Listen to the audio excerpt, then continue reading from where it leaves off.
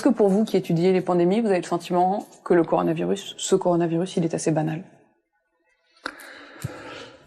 Oui, globalement, on verra. Pour l'instant, si on compare les données des infections virales respiratoires, pour l'instant, après, encore une fois, on verra après, mais ça tuait plutôt moins qu'en 2017.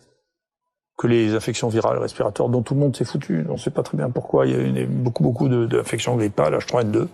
Et tout le monde s'en est fichu. Est-ce que c'est grâce au confinement que ça a moins tué? J'en sais rien. Vous savez encore la causalité. C'est très, c'est-à-dire la cause des modifications. J'en sais rien du tout.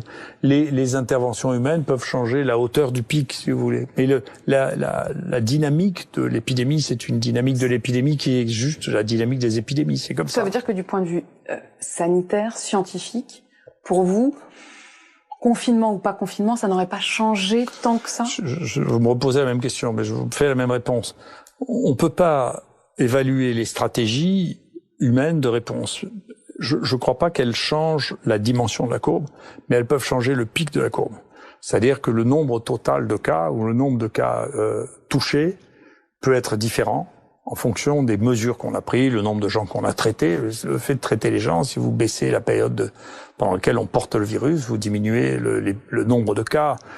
Si vous évitez la contagiosité d'une manière ou d'une autre, je sais pas bien évaluer le confinement, donc j'ai pas vraiment d'idée. Et puis c'est très compliqué, c'est une décision politique. Et les décisions politiques, elles ont des facteurs multiples que je sais pas juger et que je veux pas juger d'ailleurs. Donc la peur, moi il y a une chose qui me fait plus peur que n'importe quoi. Je suis toujours d'accord avec moi, c'est la peur.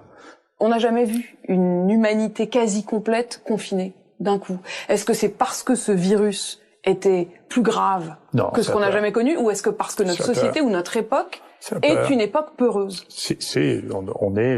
On a une population qui est vieille, qui est inquiète, qui a jamais vécu d'événements qui a jamais vécu de grandes guerres avec des événements très dangereux, et que donc on a ce qu'on appelle une aversion au risque, on supporte plus le risque, donc on s'est affolé. Notre seuil de peur est beaucoup plus bas que ce qu'il était chez les gens qui avaient eu régulièrement des sujets de conflit on a une espérance de vie qui est très élevée, donc on a l'habitude de vivre vieux, et donc le moindre événement qui pourrait interrompre ce courant-là est vécu très différemment par notre époque que les époques antérieures.